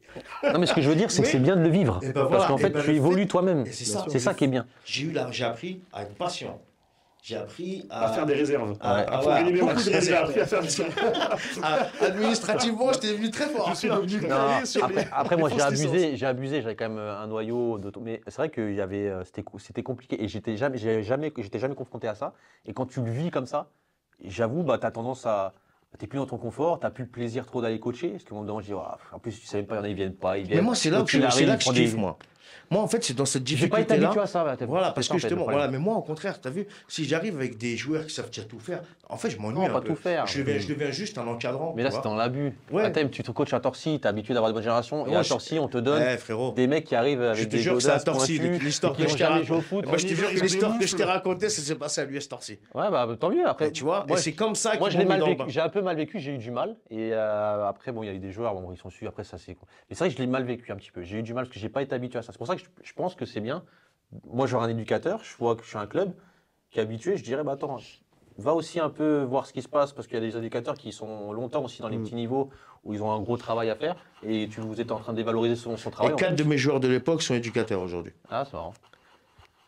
Ça, c'est une vraie réussite pour moi. Ouais, tu vois, ça fait plaisir. C'est vrai qu'on ne les sensibilise pas, peut-être assez sur le métier d'éducateur. Alors, moi, tu vois, par exemple, nous, à Torcy Futsal, on a toujours eu ça. C'est-à-dire que nous, on a toujours fait en sorte de donner l'envie de devenir éducateur. Parce que les gens qui sont à la tête de ce projet-là sont des gens qui étaient dans un modèle socio-éducatif. Oui. Tu vois ? Donc, eux, leur but, déjà, c'était de canaliser les enfants par le sport, etc. Donc, pour ça, il fallait aussi des gens de l'environnement. Donc, des jeunes qui ne sont pas forcément éducateurs, mais à qui on a donné envie de l'être. Et aujourd'hui, ces gens-là, ils nous le rendent bien parce qu'ils sont toujours là, ils sont très actifs, etc. Je pense que c'est aussi le rôle des clubs de sensibiliser les joueurs à devenir éducateurs. Tu vois, tu peux même, au cours d'un instant, nous, c'est ce qu'on a fait aussi, des joueurs qui n'ont jamais été éducateurs, on leur a demandé de venir sur une séance de petits. Un jour, tiens, toi, tel joueur, ben, demain, tu vas faire la séance des U9 avec le coach des U9. Déjà, d'une, le petit, ben, quand c'est l'équipe Fagnon, il voit ce mec-là à son entraînement, il est content, et il a envie de trucs, et le joueur en lui-même, et ben, au final, tu sais, il est... Comment je vais t'expliquer? Il est attentif. Il est plus attentif que ce que tu imagines. Et si les clubs sensibilisent les joueurs à devenir éducateurs, à prendre un rôle en fait au sein de leur club, je pense que tu peux avoir une belle philosophie qui peut sortir de tout ça. Moi, je repense à un cas. J'avais un joueur qui est venu en début de saison et en fait qui était habitué à avoir un éducateur sur du long terme. C'était un club concurrent en plus. Et quand il est arrivé avec moi, c'était la première fois limite qu'il changeait d'éducateur. Il a peut-être dû changer 2 fois d'école de foot après l'éducateur qui suivait. Et quand il était avec moi, il a vu qu'en fait, c'était pas la même chose. Et en fait, il a complètement perdu confiance en lui. Parce qu'en fait, il s'est rendu compte que moi, j'étais pas la même personne que l'éducateur. Je ne le mettais pas non plus dans un confort. Je ne le mettais pas dans le sens, je lui disais pas que c'était le meilleur joueur de l'équipe ou machin. Et en fait, il est devenu personne avec moi parce qu'en fait, moi, je le connaissais pas. C'était quand même un bon joueur, oui, c'était un bon joueur. Mais pour moi, il avait tellement aussi beaucoup de lacunes qu'il fallait qu'il travaille, mais on lui a tellement dit que tout allait bien et que parce que le coach en question avait besoin de lui parce que c'était un mec quand même qui courait assez vite et tout, mais en fait que là il a changé de coach et qu'on lui a dit bah non il te manque ça, bah attends ça c'est compliqué et en fait il l'a mal pris, tu vois limite. Typiquement c'est un joueur qui a été dans une forme de surconfort. C'est ça, exactement. Et c'est pour ça que c'est handicapant parce qu'après il est arrivé une catégorie c'était U13, U14. Et bah, quand c'est charnière en plus. C'est compliqué. Ouais, c'est charnière. Pour ça, je pense, voilà, après, c'est que mon avis. Ceux qui sont en train de nous regarder, il faut qu'ils donnent leur avis en commentaire. Bien sûr. Parce que pour moi, c'est un vrai sujet quand même. C'est vrai, mais ça arrive tout autant pour moi que l'inverse. Le gamin, ça arrive tout autant le gamin qui est dans un surconfort que le gamin qui est en sous-confort. Pour moi, ça arrive pareil. Les joueurs, et on peut dire ce qu'on veut, peu importe l'âge, t'es toujours plus performant dans ton apprentissage, dans tes matchs, quand ton coach, ton éducateur, quand tu as envie de taper pour lui, quand tu as envie d'être à fond pour lui, quand il y a ce lien qui se crée limite parfois un peu au-delà du foot, c'est là pour moi que tu développes ton plein potentiel. Pour moi, franchement. Oui, honnêtement. J'ai jamais ressenti, je me suis jamais senti, en tant que joueur, je parle, ou en tant que coach, je me suis jamais ressenti aussi performant que lorsqu'il y a un vrai attachement qui se crée avec tes coéquipiers ou avec ton coach ou avec tes joueurs, justement. Après, ce qui est super important pour moi, c'est cette période de, entre guillemets, bascule, où quand un groupe change d'éducateur, bah, après, je prends mon cas personnel, mais c'est pour tout le monde, s'imprégner des qualités, des défauts de ce groupe, des personnalités de chaque joueur. Personnellement, ce que j'ai fait, c'est que voilà, avec le groupe que j'ai récupéré là, fin mai, début juin, j'ai demandé directement les bulletins scolaires de ces joueurs-là pour voir un petit peu leur personnalité à l'école. Et ce qui est écrit sur les bulletins, bah, c'est ce que je vois sur le terrain en 2-3 semaines, c'est ce que j'ai vu en fait. Et au final, tu vois, bah, c'est intéressant ce qu'il dit, hein, quand tu connais pas un joueur, de pas se faire forcément un avis sur le moment, mais de voir un petit peu sur l'année les ressentis de personnes qui sont, on va dire, qui ont un rôle éducatif, pas forcément par le sport, mais par l'école. Bah, je pense que c'est intéressant, c'est une très bonne... Ma fibre, entre guillemets, bon voilà, j'ai un cursus STAPS pour être prof de PS, donc c'est un petit peu ma fibre éducative. Mais c'est vrai que par rapport aux bulletins, aux commentaires qui ont été écrits, c'est exactement ce que j'ai retrouvé sur les 2-3 semaines. Mais comme ça, tu sais aussi comment parler aux gamins, tu peux pas parler à Paul comme tu vas parler à Jacques. Un échange avec les parents, donc voilà, j'ai un petit peu appelé les parents pour savoir un petit peu comment ils se comportent, des frères et sœurs, parents divorcés ou non. Tu sais, tu peux adapter un petit peu ton... Bien sûr, par je rapport suis à d'accord. ces gens-là. Et c'est même c'est ton devoir, c'est ton travail de... Après, je trouve que c'est pas assez fait. Tu vois, c'est même quasi pas fait. c'est pas fait. C'est pour ça que je te dis que c'est une super idée, c'est parce que je crois que tu es le premier que j'entends qui fait quand même tout. Après, là, on parle beaucoup de nos cas personnels, juste pour expliquer. Oui, parce que le sujet, il est oui, profond, voilà, c'est ça. donc ça nous arrête. Voilà, c'est pour ça. On a un peu dérivé, on a un peu dérivé. Mais... Et c'est pas des magots non plus. Oui. Ah non, bien sûr, après, chacun a sa façon de travailler. Pas dire que j'ai la meilleure méthode ou quoi, mais c'est vrai que voilà, je pense que c'est intéressant de le dire. De ouf. C'est important de s'intéresser au-delà de l'aspect terrain en fait. Et quand tu sais ce qui se passe d'un point de vue interne, familial. C'est de la logique, c'est bien. Parce qu'à partir du moment que moi, je pense qu'après sur ce débat-là, je pense qu'après il faut juste faire preuve de réflexion et te dire est-ce que si je fais ça, est-ce que ça peut être bien pour le gamin? Si à partir du moment où ta réponse elle est oui, bah faites-le, faut le faire. Tu vois ce que je veux dire ou pas? Mais si au bout d'un moment tu dis je fais ça et que tu sais pas pourquoi tu le fais et que tu n'arrives même pas à expliquer, moi c'est comme ça que je vois un bon éducateur. Même un éducateur, des fois, généralement les clubs, on juge souvent les séances, c'était genre moi je suis meilleur que les autres, machin. Moi je dis tout simple, pour voir si le mec il est bon, je dis tout le monde, je dis t'as fait quoi? Je regarde sa séance. Je lui demande, et voilà, je lui dis, il a fait ça, ça. Pourquoi tu as fait ça? Si le mec il est capable de m'expliquer pourquoi il a fait ça, c'est lui, sa façon de travailler. S'il il explique qu'en faisant ça, bah, j'ai cherché ça, parce que machin, très bien. Bah, le mec, pour moi, c'est bon. Il est cohérent parce qu'il essaye de faire. Après, tu peux toujours débattre et tout, voilà, c'est peut-être pas. Tu peux tromper, voilà. Un peu, de le faire se remettre en question. Mais je suis d'accord, tant que le logiciel il marche, qu'il se pose des questions, c'est le plus important. Après, je pense que dans des clubs, ça peut être bien qu'ils suivent dans 2 années, peut-être. Je pense qu'il faut s'adapter au public, il faut s'adapter au club, voilà. Après, voilà, comme je dis, ceux qui ont des clubs, qui voilà, mettent en commentaire, ceux qui sont déjà aussi des coachs, ceux qui sont de 2 catégories ou 3, qui suivent sur 2, 3 ou 4 années. Qui donnent leurs avis, c'est important, on en reparlera dans une autre émission. On va passer au dernier sujet. Alors là, ça fait beaucoup de débats, c'est pour ou contre les spécifiques hors club. Alors on a beaucoup d'enfants, des parents qui inscrivent leurs gamins, alors il y a le club, ils sont inscrits dans un club, et aussi, ils ont le projet souvent qui est le projet Mbappé, vous connaissez, ou même pas. Alors c'est beaucoup la phrase, voilà. Après, ne pas confondre spécifique et académie. Oui, spécifique, voilà, pas spécifique, t'as raison, très très bien. Il suit, c'est bien ça, j'aime bien ça. Et spécifique avec d'autres personnes, alors je sais pas comment ça s'appelle, c'est pas des académies, c'est. Non, c'est spécifique. Des spécifiques, voilà. Des spécifiques. Donc, il démarche une personne qui a créé peut-être se met en auto-entrepreneur, je sais pas ce qu'il fait, qui font des spécifiques, ils payent et ensuite ils font des séances individualisées avec un coach. Est-ce que vous êtes pour ou contre ça? Déjà, je veux juste pour ou contre, Ryan. Moi, je suis pour. Pour? Ah, tu demandes des réponses difficiles. Là, pour l'instant, c'est que pour ou contre. Et je vois. Si je devais dire juste oui ou non. Là, pour toi, c'est pour ou contre? Contre. Contre. Pour. Pour. Alors, je veux déjà un pour. 2 pour. 2 pour, et après, tu nous diras le contre. D'abord, on va commencer par un pour. Pourquoi pour? Parce que voilà, on est vraiment dans le cadre du spécifique, c'est-à-dire de l'amélioration, du peaufinement, qu'on ne marche pas sur les entraînements de son club, etc. Pour moi, je ne vois pas pourquoi on ne pourra pas se permettre de s'améliorer. On n'est pas comme j'ai dit, on n'est pas dans une académie.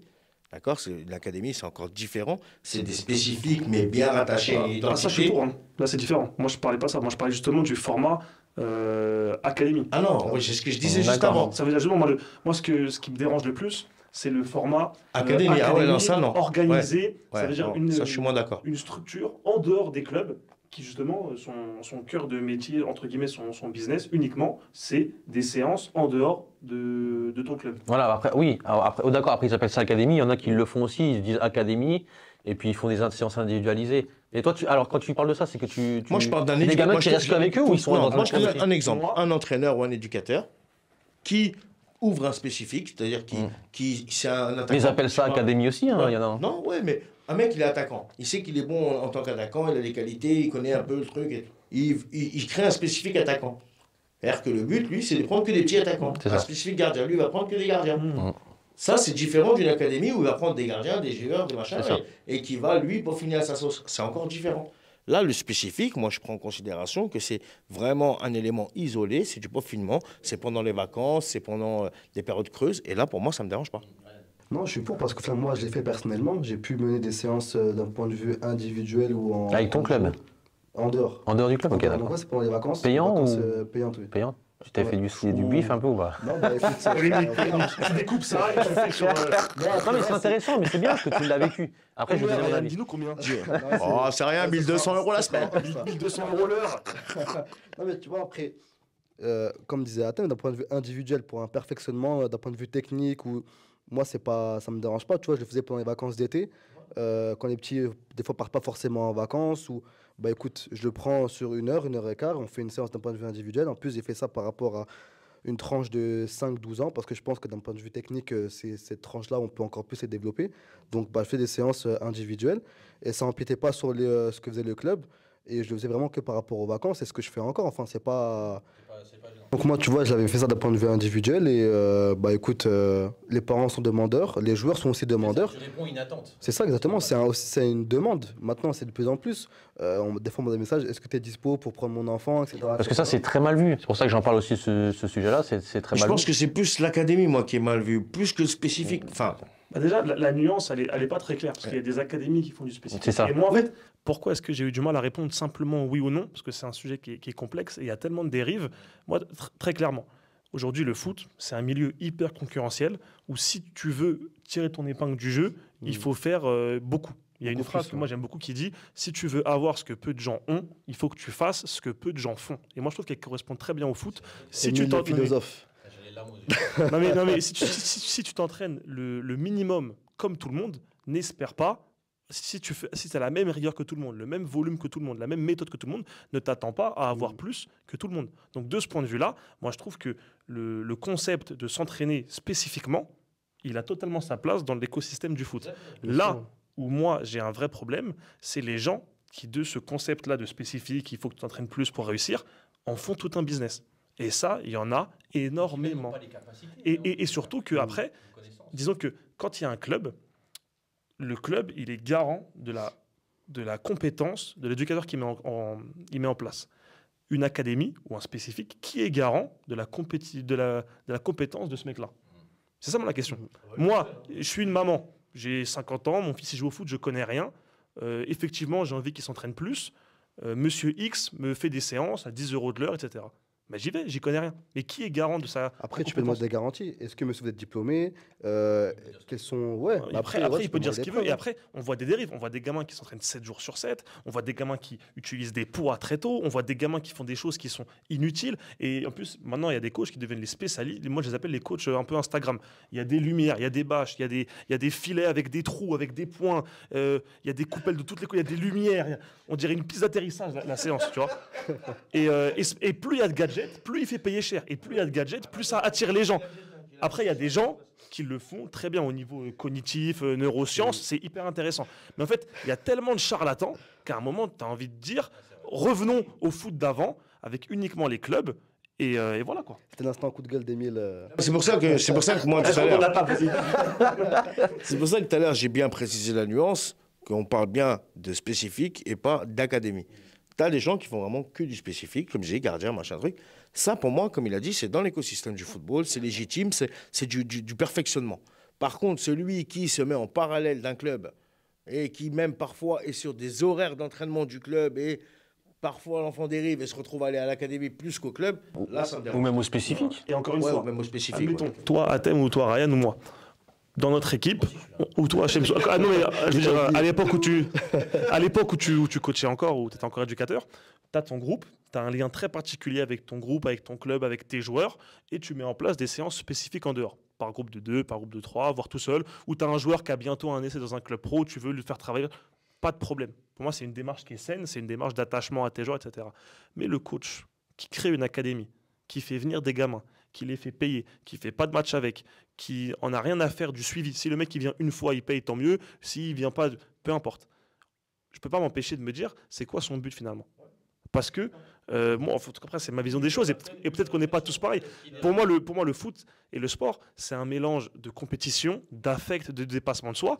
Mais si tu n'as pas toute cette notion de dépassement de soi, de compétition, ni d'affect, en fait, qu'est-ce qui te reste? Pourquoi tu fais ça? En fait, c'est un sujet, en fait, on va dire les termes directs. Tu vois. Ce qui dérange, c'est que, en fait, les gens, pourquoi ils n'aiment pas les gens qui font des spécifiques? Parce qu'en fait, ils sont énumérés. Aujourd'hui, je comprends pas. Ils sont intelligents, les mecs qui font des spécifiques. Il y a une demande. Ils répondent à une demande. Non, mais en même temps, excuse-moi. Ici, ils sont diplômés.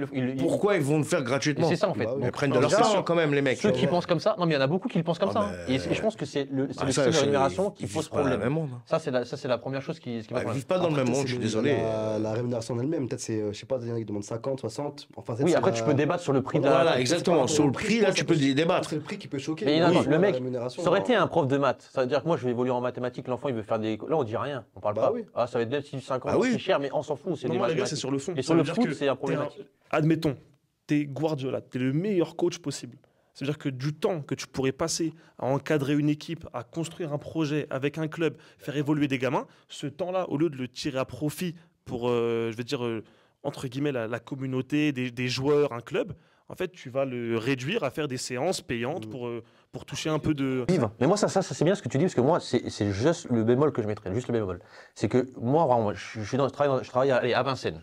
Je travaille à Vincennes, j'ai envie de faire des spécifiques. On va dire que je pense pas à l'argent, parce que voilà. Mais pourquoi je le fais pas avec mon club? Je pourrais dire à mon club, avec mon directeur sportif, j'aimerais faire des spécifiques, parce qu'on n'a pas le temps de le faire en semaine. Je profite des vacances et j'aimerais faire des spécifiques avec vous, dans le club, pour qu'on garde l'identité et les gamins restent dans le club. Et Pourquoi même on tu le fais fait pas? payer. Voilà. T'es Ah oui, tu à fais Vincennes, payer. tu dis, voilà, monsieur le directeur technique, monsieur le responsable de l'école de foot, pendant les vacances, qu'est-ce que vous diriez? Je fais un stage, je fais des créneaux, des séances avec 2-3 joueurs, mais qui sont des joueurs du club. Les gars, c'est de l'argent. Je vais faire une confidence. Je vais faire une confidence comme ça et vous pourrez me tailler si vous voulez.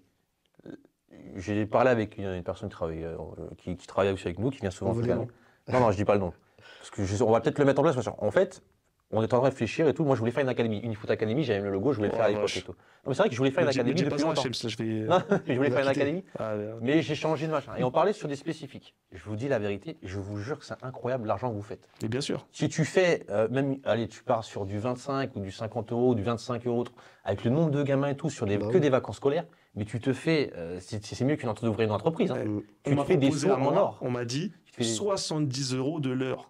Mais c'est énorme. Des groupes de 5 enfants. Mais c'est bien dit. 70 Tu fais € un de chiffre l'heure. d'affaires de Oui, parce que 300 le mec, 400 il 000 prend euros à 25 l'année. balles par enfant. Tu vois. Non, 70 € de l'heure par enfant. Ah, Par d'accord, exemple. je pensais que c'était à toi qui proposais Et 70 pour heures le de business, l'heure. pour le coup, bon, moi j'ai dit non pour toutes les raisons que j'ai évoquées juste avant. Non, mais ce ce serait, même si tu dis, c'est pas grave. Et pour le coup, ça va augmenter l'impact de mon propos, c'était des parents qui ne connaissaient rien au foot. Et t'aurais pu en Part- profiter. C'est ça, des parents qui ne connaissent rien au foot, qui sont désarmés face à la passion de leur enfant et toute la folie qui entoure le foot et qui sont prêts à faire n'importe Mais quoi. est-ce que tu en veux à ceux qui le font? À partir du moment que eux ils proposent un service et qu'ils le vendent autant et qu'il y en a qui s'inscrivent. Alors, moi, Pourquoi on leur en moi, je vouloir vais pas Moi, je leur en fais des- vouloir. Attends, Athème d'abord. J'allais dire, moi, je peux pas leur en vouloir à partir du moment où il y a un investissement réel. Si je considère que le mec, il le fait vraiment par vocation, parce qu'il n'a pas trouvé d'entente avec son club et du coup, voilà, il a préféré créer lui son truc pour améliorer les joueurs, etc. Là, franchement, ouais, pas de problème pour moi. Par contre, le mec qui le fait parce qu'il sait que dans cette zone géographique, il y a un club toutes les 30 km, et ben, il crée un spécifique là pour se retrouver, enfin, une académie pour se retrouver, lui, rempli de gosses et juste faire des sous. Là, je suis pas d'accord. En tout cas, non, mais tu as pris le meilleur exemple, Cham, c'est le prof de maths qui vient aider son gamin à faire des maths. Si je veux que mon gamin se perfectionne dans le foot, je peux faire des spécifiques. Après, il faut voir par rapport à la surcharge qu'il y a au niveau de la semaine. Moi, on m'a proposé de faire ça aussi en temps scolaire. Moi, clairement, sur un temps scolaire, je peux pas, en gros, pour les vacances, oui, mais sur une période où il y a déjà 3 séances dans la semaine, plus le match le samedi, je te fais ça quand? Le dimanche. Enfin, le petit, il faut qu'il se repose aussi. Donc, pendant la période estivale, oui.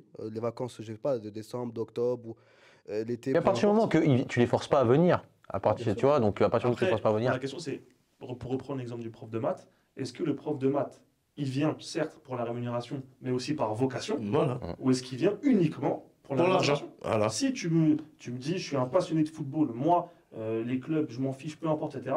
Mon seul objectif, je veux faire venir des gamins ou des joueurs et les faire progresser, les aider à atteindre leurs objectifs. C'est louable. Et t'as raison. Bah, le mec aussi qui veut faire de l'argent, il te répond à une attente, Et il là, demande. pour le coup, qu'il fasse une académie, qu'il fasse un spécifique, qu'il fasse une institut, peu importe, c'est intéressant et c'est bienveillant. Mais on les connaît tous et on en voit. Il y a des académies qui bossent super bien, il y a des spécifiques qui bossent super bien, mais la majorité, c'est pas le cas. Peut-être tu C'est connais, vrai, ça, je suis d'accord avec toi. peut-être tu connais l'académie que je vais citer parce que je la cite très souvent, c'est l'académie de Idrissa Djabira, c'est l'académie Urban Jeunesse Academy qui se trouve à Saint-Denis. Et honnêtement, c'est un passionné. Tu vois. Et Caviar sucré, je crois, sur Snapchat. Ah, le peut-être. petit City, c'est ça? Ouais, c'est ça, le Ouais. petit style, exactement. Et lui, c'est un vrai passionné. C'est-à-dire que le mec, il prend de son temps, il est là tout le temps, mais tu sens que c'est de l'investissement, mais vraiment pour faire progresser les enfants.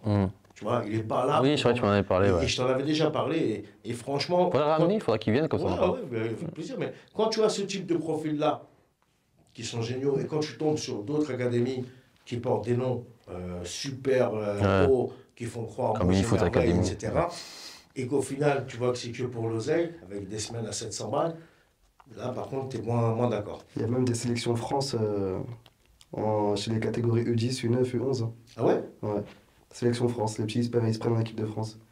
Ah oui. Mais c'est qui crée cette équipe de Mais ça, France? alors ça va être un. Non, mais on mais va le c'est faire qui le débat qui- là. Parce que ça, c'est un sujet qu'on Ah voit ouais. aussi.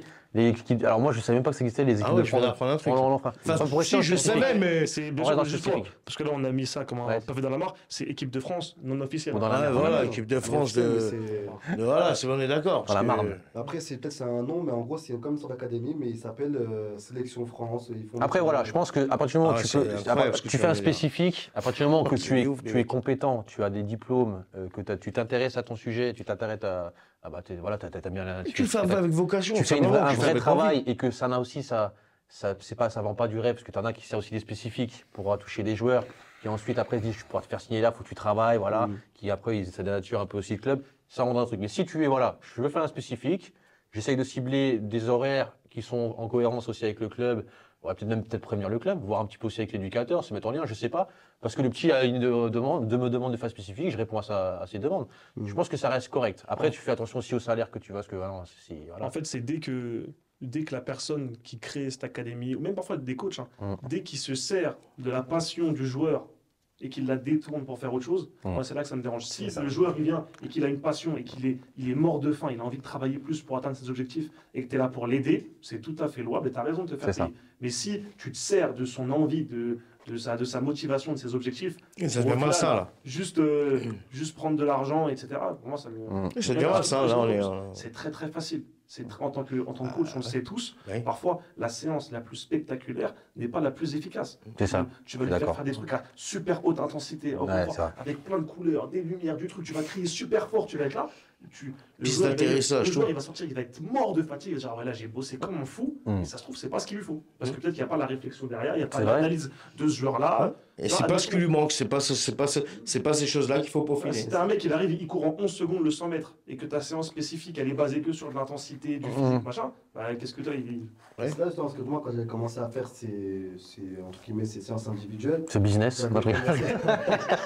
j'avais commencé par voilà, j'avais un petit peu sensibiliser les joueurs que j'avais en club. Après, c'est sur l'été, hein, donc toi, c'est la période juillet-août. Et bah, vu que je connaissais un petit peu leurs besoins. Oui. Voilà, un gaucher qui doit travailler son pied droit, sa coordination. Voilà, Ryan, on t'en voudra pas. T'es jeune, t'as besoin de sortir le week-end. C'est normal, tu dois partir en vacances. Tu veux ta petite chicha On le le week-end sait. dans les matchs. c'est toi ça. Dis-nous J'ai arrêté. à quoi est-ce qu'il servait, Ryan, ton petit laser comme ça que tu mettais? C'était pour créer le gamin qui était comme ça. Je sais pas ce que j'avais jamais vu ça. Après, il croyait Arrête, c'est vrai. Non, c'est pas vrai, c'est pas vrai. C'est pas vrai. Alors, franchement, ça va. Il a dit, c'est toi petit qui l'as laser. fait. il pensait qu'il coachait des chasses Attends, sur la. T'as déjà vu ça ou pas? Non, mais j'ai vu des trucs de fou, les gars. T'as vu quoi comme truc? J'ai vu un mec qui lançait des cerceaux. Ça veut dire, il y avait le joueur qui arrivait, le coach, il était en recul frein comme ça, il avait des cerceaux dans la main, et le coach, il lançait le cerceau. Et l'autre, il devait sauter dedans. Et le gamin, il devait faire prise d'appui dans le cerceau et revenir comme ça, et tac, tac, tac. Et j'ai dit, mais en fait, on fait du cirque, il avait qu'un tigre, le tigre, il a sauté dans les cerceaux. C'est ça. Après, il y a des cerceaux en feu et tout, non?